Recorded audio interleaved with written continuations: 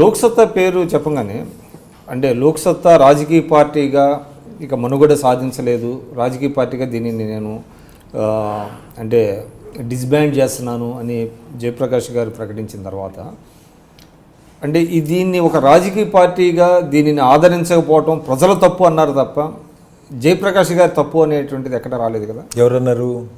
అంటే అటువంటి పర్సెప్షన్ ఒకటి వచ్చినట్టుంది, క్రియేట్ అయినట్టుంది.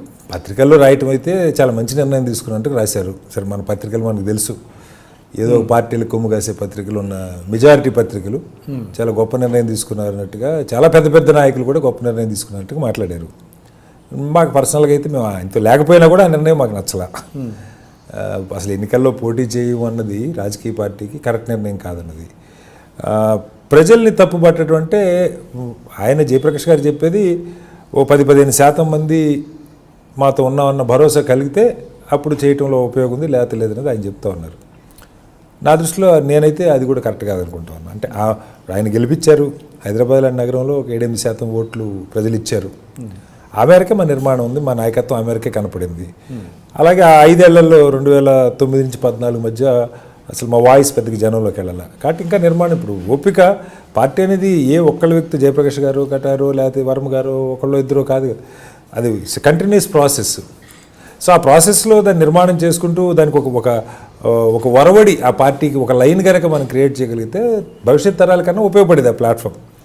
ఇవాళ ఆ ప్లాట్ఫామ్ అలా లేకపోవటం ఖచ్చితంగా పనిచేసిన వాళ్ళకి ఒక డిసప్పాయింట్మెంటు, భవిష్యత్తులో ఒక రాంగ్ ఎగ్జాంపుల్. ఇలాంటి ప్రయత్నం సక్సెస్ కాదేమో అన్నటువంటి ఒక రాంగ్ ఎగ్జాంపుల్ని ఎస్టాబ్లిష్ చేసి, ముఖ్యంగా ఇటీవల మళ్ళీ మనం వింటున్నాము జేడీ లక్ష్మీనారాయణ గారు లాంటి వాళ్ళు వస్తారు రాజకీయ పార్టీ పెడతారు అన్నప్పుడు ఇన్వేరియబుల్గా అలాంటి వాళ్ళందరూ కూడా ఖచ్చితంగా ఇది చూసుకుంటారు, ఇది ఎందుకు ఫెయిల్ అయింది, ఎలా ఫెయిల్ అయింది అనేది ఇది కేస్ స్టడీ కింద చూసుకుంటారు. ఫెయిల్ అయిందా, ఫెయిల్ కాలేదా, ఫెయిల్ అయితే మీరు సంప్రదాయ రాజకీయాలకి భిన్నంగా వెళ్ళటం వల్లనే ఫెయిల్ అయిందంటారా?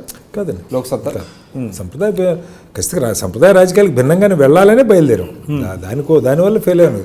సంప్రదాయ రాజకీయం చేయటం కోసం మేమైతే రాలా.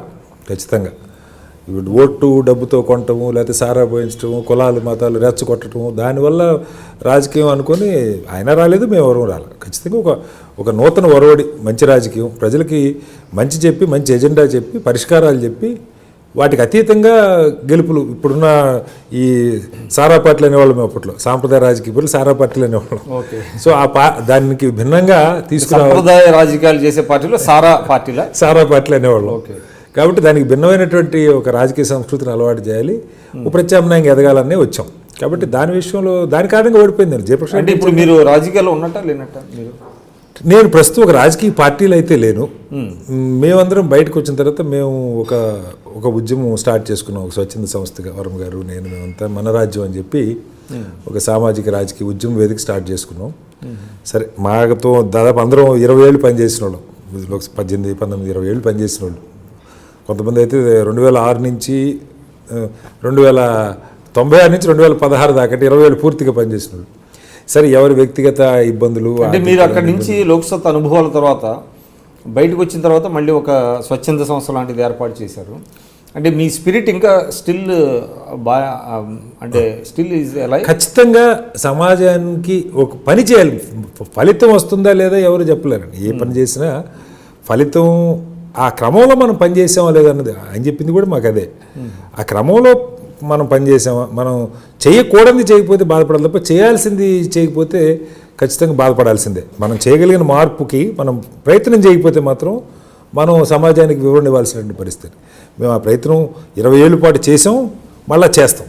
అయితే మధ్యలో కొంత ఇప్పుడు ఒక రకంగా మాకు ఇది బ్రీతింగ్ పీరియడ్ అనుకోండి. మేము పనిచేసిన వాళ్ళందరూ చేసిన లోటుపాట్లను సమీక్షించుకొని, లోటుపాట్లు వ్యక్తిగతంగా ఎవరెవరికి వాళ్ళకు ఉన్నటువంటి పరిమితులు, ఆర్థికపరమైనటువంటి ఇబ్బందులు, కొంత డిసప్పాయింట్మెంట్, దీని నుంచి బయటికి రావాలంటే కొంత టైం